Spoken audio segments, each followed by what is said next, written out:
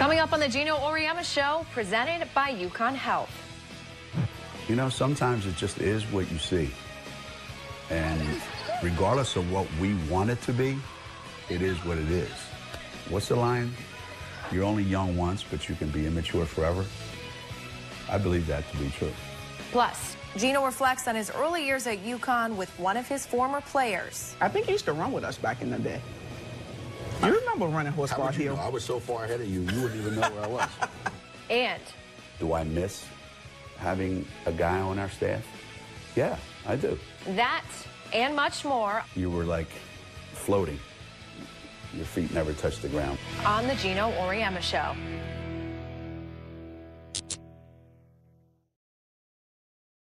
Welcome to the Geno Auriemma Show. And Geno, as we sit here today, you are 2 days away from a matchup with Louisville on the road. How are you feeling about your team? Pretty good, actually.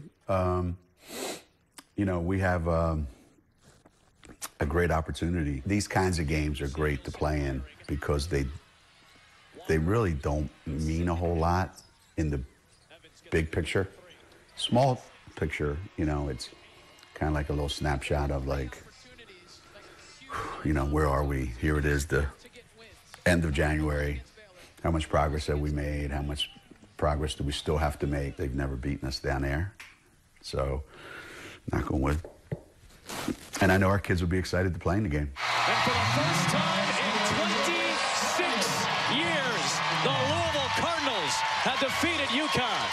In a normal world, like, why would this be a big story? Home team ranked third in the country beats the second-ranked team in the country by 11 for their first win in 17 tries. 18 tries. In the real world, that's not that big a deal, is it? But because it's UConn, it's a big deal. Well, I said before the season starts, this isn't typical UConn team. So people are starting to get used to the idea that I was right. Williams, Samuelson, 2000. Katie Lou Samuelson recently reached the 2,000-point mark in her career. She's now 10th on the all-time scoring list. Has she developed into everything you thought she would be when you recruited her?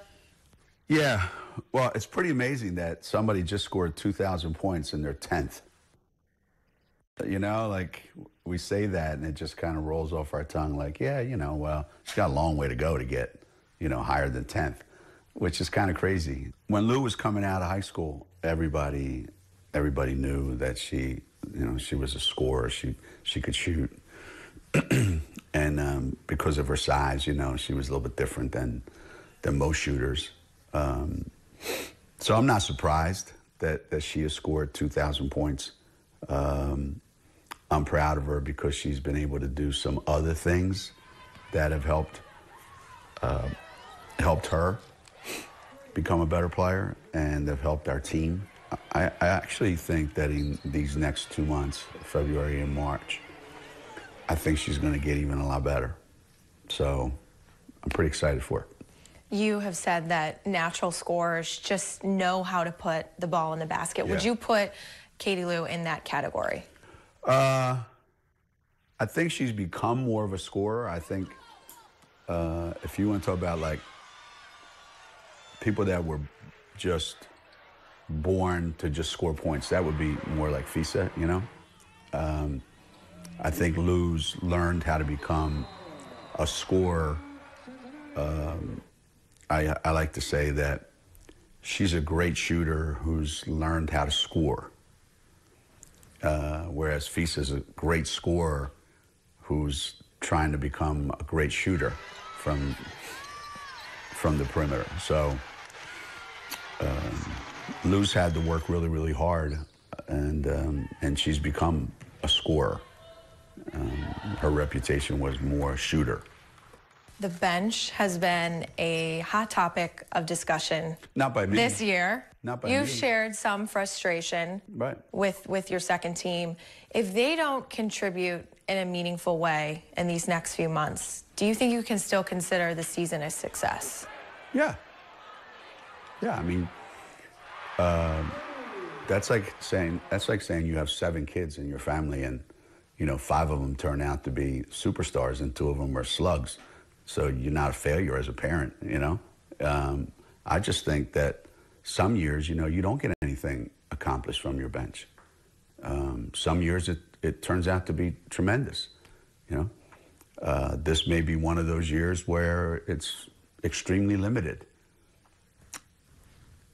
You can't change what you have, You keep your fingers crossed and hope that it can improve, but if it doesn't, it doesn't, And if it does, then we'll be a little bit, surprised, and we'll be a little bit better, I think. But, sometimes it just is what you see. And regardless of what we want it to be, it is what it is. And you got to deal with what it is. Is that good or bad? It just is. And that's where I'm at right now.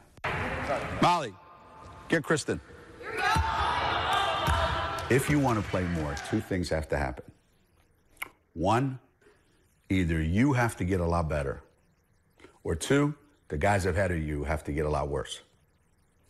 Because if the guys ahead of you keep getting better and you stay the same, the chances are you're never going to play because the gap will be way too big. So if the guys on the bench are catching up, you hope it's because they're getting a lot better, not because the other guys are backing up. And I think some of our starters are starting to hit their stride and get a lot better. So now these other guys are going to have to step it up and start to, otherwise the gap's going to become humongous.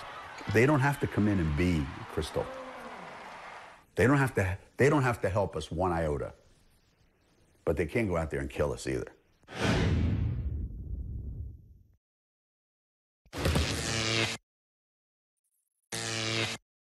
Every pass, snap, and when you cut hard. Good. When it comes back around, that guy's open right there. We got to get him the ball. Good. Let's go, Canstro. Go, get it there quickly. If they go hard to the boards, that guy will always be on the inside. Go away from the pressure. Go away from the pressure. Long follow through. Good. Don't let him score. Don't let him score. Don't let him score. Get him. Pay attention. Why don't you guys pay attention? Fisa catches it right here. So why would you catch it there? Pay attention to everything everybody does. Who got 10? Got Tully. All right, Tully, make one. Good.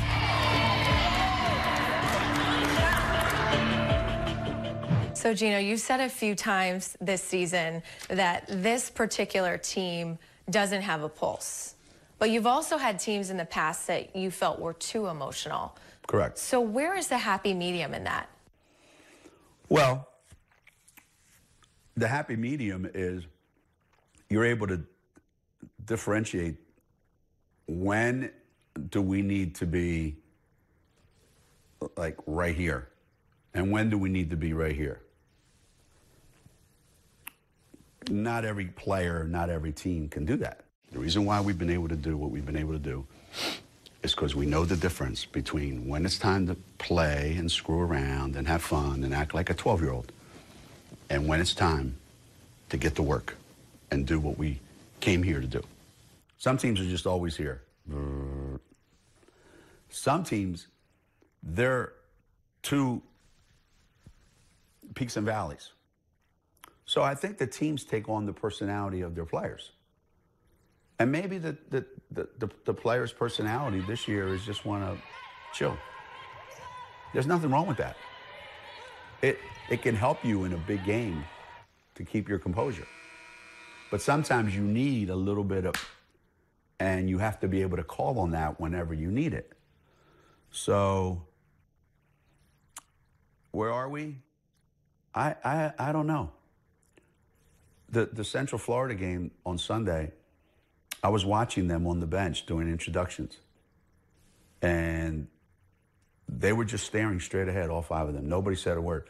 The only time somebody said anything or did anything, I saw Lou nodding her head because Fisa said something to her. That's it. No emotion, zero. You would think their mother was taking them to the dentist or something. It was unbelievable. And then they went out, and in the first 3 minutes, the game was over. So I just said to CD, I said, CD, look, like all the things that we want them to be, they're never going to be. So we just got to do what we can with what we have. You can't forget that this is an emotional game. And if you try to play it unemotionally the entire 40 minutes, it's not going to work. You know, you've got to have something. A lot of immature shooters on our team. A lot of immature shooters. When they start missing, they miss them all. At the same time, you're always asking for maturity from your players. How do you teach that? I don't know that you can. I mean, I don't know that you can teach someone to be mature.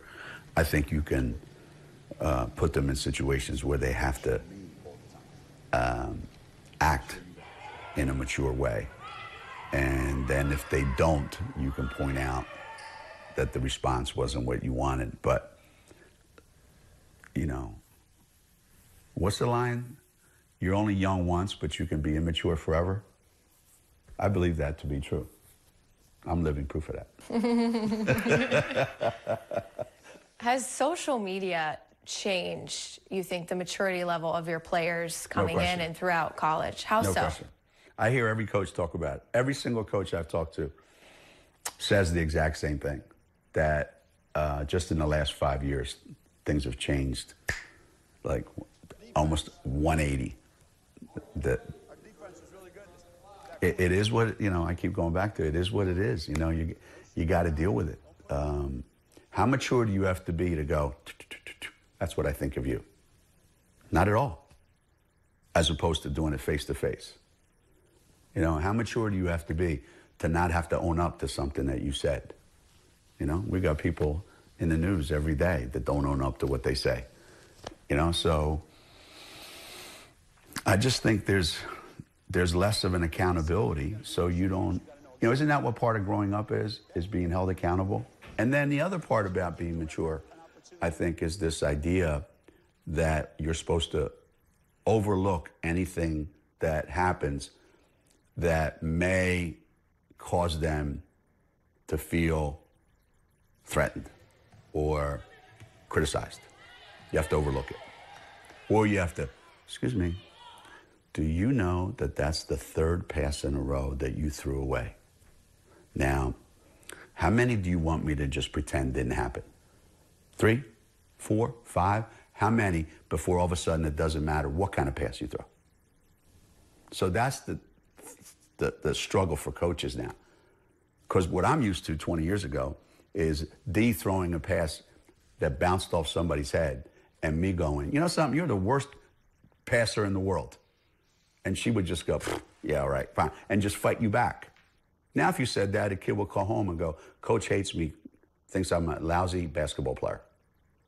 Well, then come home, sweetheart.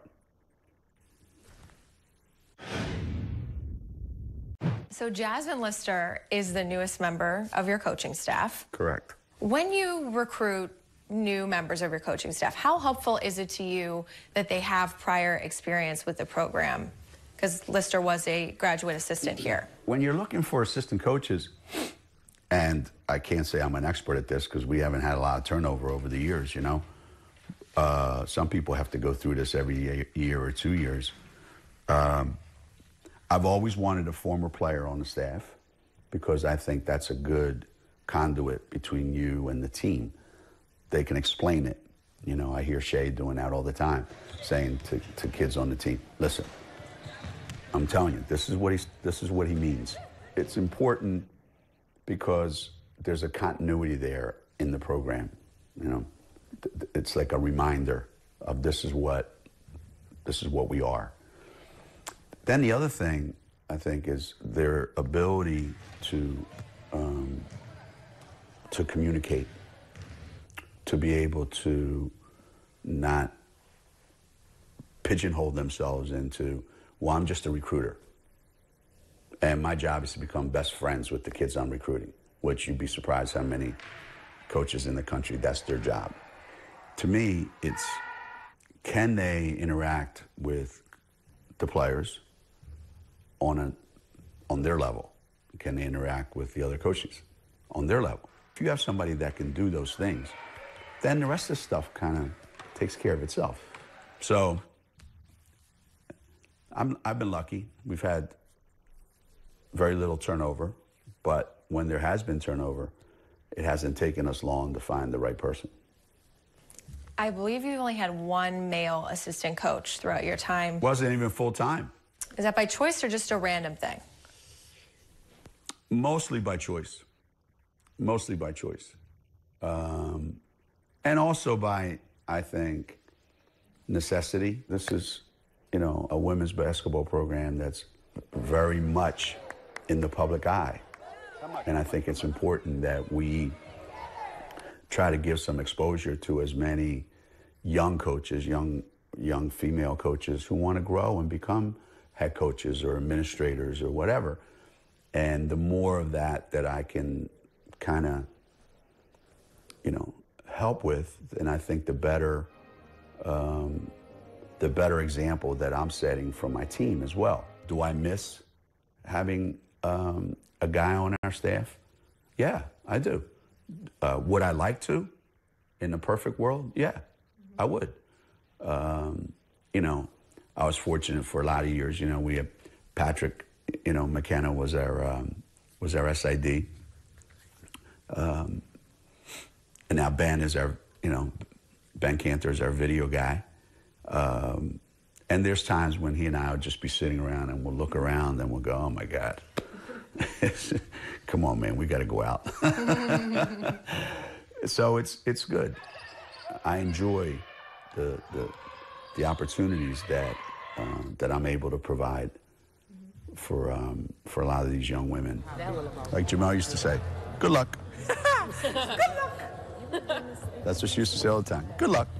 One of your former assistant coaches and players, Jamel Elliott, is now back on campus. She's the Associate Athletic Director for the C Club, which works with alumni. What's it been like for you to have her back?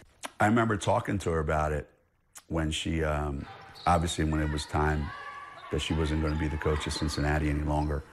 And I remember saying to her, I said, do you want to get back into coaching? She said, I don't know. She said, right now, no. And I think that happens a lot of times when coaches have a bad experience. And there was a need for Jamel to come here and put together almost like a club, is the C Club.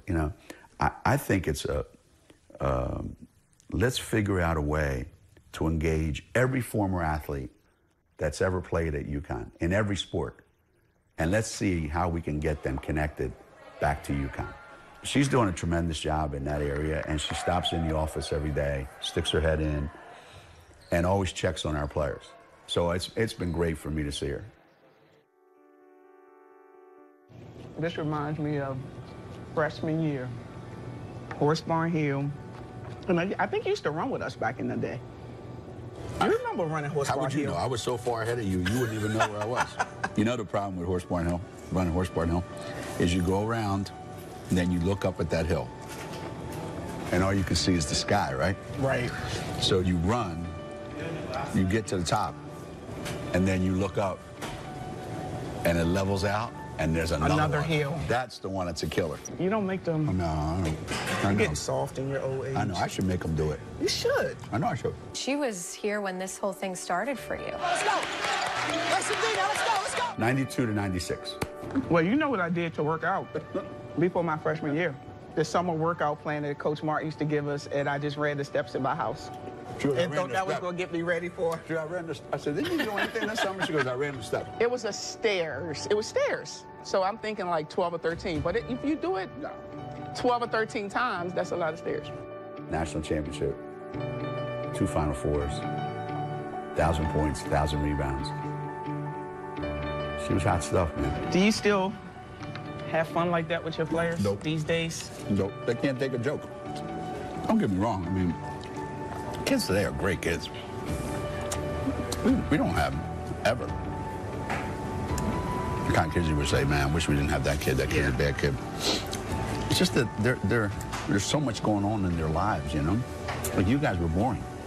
There was nothing going on in your life. Your life was UConn basketball. But you wasn't a rock star either back then. That's true. So we felt so much That's more true. comfortable coming to you because you were actually, you know, in it with us, and we was building this thing and figuring it out together. And then all of a sudden, you know, the bright lights came and you were all over the place. And then when you recruit those kids, they so used to, I think, seeing you on TV and what you've done, and they're probably a little hesitant. And I think they probably are. You know, it's unfortunate because you're the same person. They just don't have that same comfort level because of all the wonderful things you've accomplished. Do you miss those days? I do. Why? It was innocent. It was new. It was fresh. We all were experiencing something for the first time. We didn't know what was coming next. Every day was like, woo. When 95 came around, it's like, Coach, you have to come in first thing tomorrow morning. Like, why? Well, Good Morning America's coming, and they're going to have you guys on, and Rebecca and Ray Allen. I'm like, oh my God. Like, every day was like something new. Those days were, you were like floating. Your feet never touched the ground back in those days.